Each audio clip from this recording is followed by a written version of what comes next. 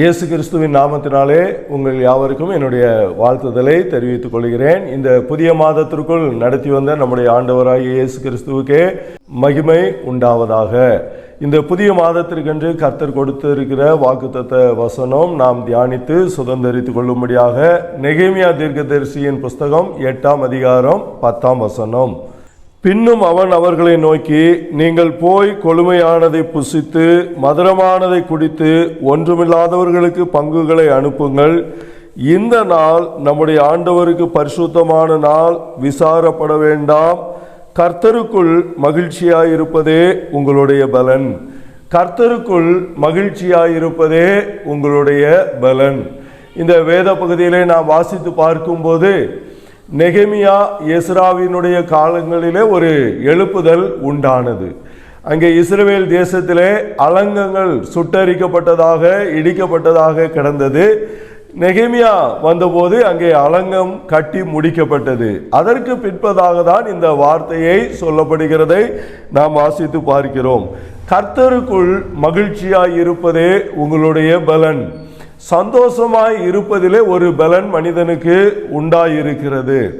வேதத்திலே நாம் வாசித்து பார்க்கும்போது இந்த மகிழ்ச்சி என்பதை வேறே வேறே வார்த்தைகளிலே நாம் சொல்லுகிறதை பார்க்க முடியும். மகிழ்ச்சி, சந்தோஷம், ஆனந்தம், களிப்பு, களி கூறுதல் என்று சொல்லி மனமகிழ்ச்சி, இப்படியெல்லாம் வார்த்தைகளை உபயோகப்படுத்தி இருக்கிறதை நாம் பார்க்க முடியும்.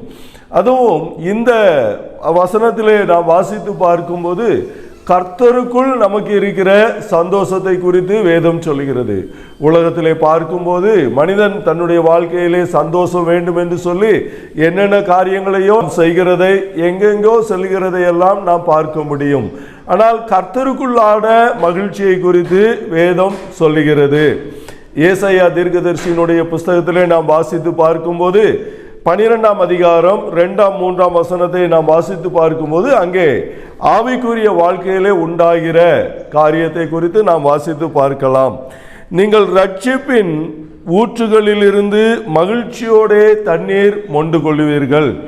ஒரு மனிதனுடைய வாழ்க்கையிலே பாவம் மன்னிக்கப்படும் போது, ரட்சிக்கப்படும் போது அவனுடைய வாழ்க்கையிலே அதுவரைக்கும் இல்லாமல் ஒரு சந்தோஷம் உண்டாகிறதை பார்க்கலாம். அதுதான் ரட்சிப்பின் சந்தோஷம் என்று சொல்லி நாம் பார்க்கிறோம். ஏசாயா தீர்க்கதரிசியின் புஸ்தகம் 50ஆம் அதிகாரம் 20ஆம் வசனம் 21ஆம் வசனத்தை நாம் வாசித்து பார்க்கும்போது அங்கே துன்மார்க்கரோ கொந்தளிக்கிற கடல் அலையை போல இருக்கிறார்கள் என்று சொல்லி நாம் வாசிக்கிறோம். துன்மார்க்கருடைய வாழ்க்கையிலே சமாதானம் இல்லை, சந்தோஷம் இல்லை என்று சொல்லியும் நாம் பார்க்க முடியும். ஆனால் எந்த ஒரு மனுஷன் ஆண்டவராகிய இயேசு கிறிஸ்துவை இருதயத்தில் ஏற்றுக்கொள்கிறானோ, பாவ மன்னிப்பை பெற்றுக்கொள்கிறானோ, அவனுடைய வாழ்க்கையிலே சந்தோஷம் உண்டாகிறது. அது நிலையான சந்தோஷம், நித்தியமான சந்தோஷம். பணம் கொடுத்தால் வராத சந்தோஷம், சம்பாதிக்கிறதுனால் வராத சந்தோஷம். ஆண்டவர் இயேசு கிறிஸ்து தருகிற அந்த ரட்சிப்பு ஒரு ஊற்றை போல பொங்கி வந்து அது புதிய உற்சாகத்தை, புதிய சந்தோஷத்தை கொடுக்கக்கூடியதாக இருக்கிறது. தாவீது ஒரு நாள் இந்த ரட்சிப்பினுடைய சந்தோஷத்தை இழந்து போனார். சங்கீதம் 51ஆம் அதிகாரத்திலே நாம் வாசித்து பார்க்கிறோம்.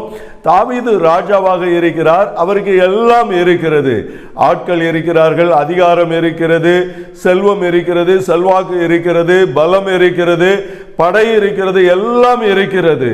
ஆனாலும் சந்தோஷம் இல்லை. அதற்கு காரணம் அவர் சொல்லுகிறார், ரட்சிப்பின் சந்தோஷத்தை எனக்கு நீர் திரும்பவும் தந்து என்று அவர் சொல்லுகிறார். ஆம், ஒருவேளை இந்த வார்த்தையை கேட்டுக்கொண்டே இருக்கிற நீங்கள் கர்த்தரை விட்டு ஒருவேளை பின்வாங்கி போயிருந்தால், இனி அவ்வளவுதான், காரியம் முடிந்தது, இனி நாம் ரட்சிப்பினுடைய சந்தோஷத்தை பெற்றுக்கொள்ள முடியாது என்கிற நிலைமைக்கு போயிருந்தால் உங்களுக்கு ஒரு நல்ல செய்தி. கர்த்தரிடத்திலே வேண்டிக் கொள்ளும் போது, ஜெபிக்கும் போது அந்த ரட்சிப்பின் சந்தோஷம், ரட்சிக்கப்பட்ட ஆரம்ப நாட்களிலே இருந்த அந்த சந்தோஷத்தை அவர் திரும்ப தருகிறவராக இருக்கிறார். தாவீது ரட்சிப்பை இழந்து போகவில்லை, ரட்சிப்பின் சந்தோஷத்தை இழந்து போயிருந்தார். கர்த்தரிடத்தில் கேட்டபோது அவர் ரட்சிப்பின் சந்தோஷத்தை பெற்றுக்கொண்டார் என்று சொல்லி நாம் பார்க்கிறோம். இன்னுமாக அப்போஸ்தலர் 8ஆம் அதிகாரம் 39ஆம் வசனத்திலே நாம் வாசித்து பார்க்கும்போது முழுகி ஞானஸ்நானம் பெற்றுக்கொள்ளும் போது கர்த்தராகிய இயேசு கிறிஸ்துவை தன்னுடைய சொந்த இரட்சகராக ராஜாவாக ஆண்டவராக அறிக்கையிட்டு எல்லா மனிதருக்கு முன்பதாக சாட்சி பகரும்போது அதுதான் ஞானஸ்நானம். இயேசு கிறிஸ்துவனுடைய மரணம், அடக்கம் பண்ணப்படுதல், உயிர்த்தெழுதலுக்கு அடையாளமாக இருக்கிற அந்த ஞானஸ்நானத்தை பெற்றுக்கொள்ளும் போது நமக்கு ஒரு சந்தோஷம் உண்டாகிறது. அந்த எத்தியோப்பிய தேசத்திலிருந்து ஒரு மந்திரி வந்தார், வனாந்தர மார்க்கமாக அவர் வந்தார். அங்கே பிலிப்பு அவருக்கு சுவிசேஷத்தை சொல்லி ஞானஸ்நானம் கொடுத்து கரை ஏறின உடனே அவருக்கு அந்த ஞானஸ்நானத்திலே உண்டான சந்தோஷம் உண்டாயிற்று என்று சொல்லி நாம் பார்க்கிறோம். இன்னுமாக பார்க்கும்போது பரிசுத்த ஆவியை பெற்று கொள்ளும் போது ஆண்டவராகிய இயேசு கிறிஸ்து நமக்கு அவர் ஒரு சந்தோஷத்தை கொடுக்கிறவராக இருக்கிறார். ரோமர் 14 அதிகாரம் 17 வசனத்திலே நாம் வாசித்து பார்க்கும்போது அங்கே சொல்லுகிறது, தேவனுடைய ராஜ்யமானது புசிப்பும் குடிப்பும் அல்ல, அது நீதியும் சமாதானமும் பரிசுத்த ஆவியினால் உண்டாகிற சந்தோஷமாக இருக்கிறது என்று சொல்லி நாம் வாசித்து பார்க்கிறோம். இதை குறித்து எபேசியரிலே நாம் வாசிக்கிறோம், துன்மார்க்கத்திற்கு ஏதுவான மதுபான வெறி கொள்ளாமல் ஆவியினால் நிறைந்து என்று சொல்லி இருக்கிறது. பரிசுத்த ஆவியினால் ஒரு மனிதன் நிரப்பப்படும் போது அவனுக்குள் சங்கீதங்கள், கீர்த்தனைகள், ஞான பாட்டுகள் என்று சொல்லி கர்த்தரை ஆராதிக்கிற காரியங்கள் எல்லாம் உண்டாகிறது என்று சொல்லி பார்க்கிறோம். இன்னுமாக நாம் பார்க்கும்போது வேதத்தை நாம் வாசிக்கும் போது நமக்குள்ளாக ஒரு சந்தோஷம் உண்டாகிறது. சங்கீதம் 119 நாம் வாசிக்கும் போது திரும்ப திரும்ப வருகிறது, உமது வேதம் என்னுடைய மனமகிழ்ச்சி, உம்முடைய வேதம் என்னுடைய மனமகிழ்ச்சியாய் இராது இருந்தால் என்னுடைய துக்கத்திலே நான் அழிந்து போயிருப்பேன் என்று அவர் சொல்லுகிறார். வேதத்தை வாசிக்கும் போது நமக்கு சந்தோஷம் உண்டாகிறது. அது மாத்திரமல்ல, வேதத்தை வாசித்து தியானிக்கும் போது நம் செய்கிற எல்லா காரியங்களையும் ஆண்டவர் வாய்க்க செய்கிறார் என்று சொல்லியும் பார்க்கிறோம். இன்னுமாக அற்புதம் மூலமாக ஆண்டவர் நம்முடைய வாழ்க்கையில செய்கிற அற்புதங்கள், அடையாளங்கள், இதன் மூலமாகவும் சந்தோஷம் உண்டாகிறது என்று சொல்லி பார்க்கிறோம். அப்போஸ்தலர் 8 அதிகாரம் 7 வசனம் 8 வசனத்திலே வாசிக்கும் போது அங்கே பிலிப்பு செய்த காரியத்தின் மூலமாக, சுவிசேஷத்தை அறிவித்ததின் மூலமாக, அதன் மூலமாக நடைபெற்ற அற்புதங்களின் மூலமாக அந்த பட்டணம் எங்குமே சந்தோஷம் உண்டாயிற்று என்று சொல்லியும் நாம் வாசித்து பார்க்கிறோம். இப்படி வேதத்திலே அநேக விதமான மகிழ்ச்சி, சந்தோஷங்கள் இருக்கிறது. இவைகளெல்லாம் நாம் அபியாசப்படுத்தும் போது நம்முடைய வாழ்க்கையிலே அது ஒரு பலனுள்ள காரியமாக இருக்கிறது.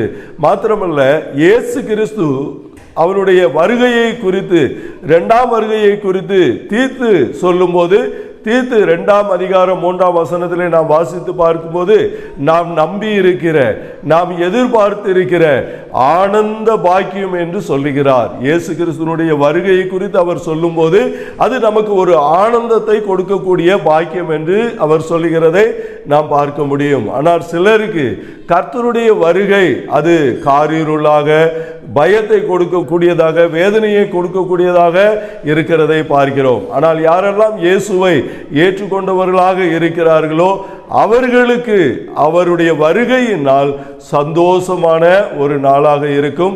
இப்படிப்பட்ட காரியங்கள் நம்முடைய வாழ்க்கையிலே நிறைந்திருப்பதாக, இதன் மூலமாக நாம் பலன் உள்ளவர்களாக இருப்போம். ஜெபிக்கலாம். பரலோக பிதாவே, இயேசுவின் நாமத்தில் உம்மை துதிக்கிறோம், ஸ்தோத்திரிக்கிறோம், நன்றி செலுத்துகிறோம். ஆண்டவரே, கர்த்தருக்குள் மகிழ்ச்சியாயிருப்பதே உங்களுடைய பலன் என்று சொல்லி இருக்கிறீங்கப்பா. அவர்களுக்கு தானியமும் திராட்சரசமும் நிரம்பி இருக்கிறது போது உண்டாகிற சந்தோஷத்தை பார்க்கிலும் நீர் எனக்கு அதிகமான சந்தோஷத்தை தந்தீர் என்று சொல்லி தாவீது சொல்லுகிறார். ஆண்டவரே, உம்முடைய பிள்ளைகள் ஆண்டவரே சந்தோஷமாக இருந்து பலனுள்ளவர்களாக காணப்பட துதி, கன, மகிமை உமக்கு செலுத்தி இயேசுவின் நாமத்தில் ஜெபிக்கிறோம் பிதாவே, ஆமென். கர்த்தர் தாமே உங்களை ஆசீர்வதிப்பாராக.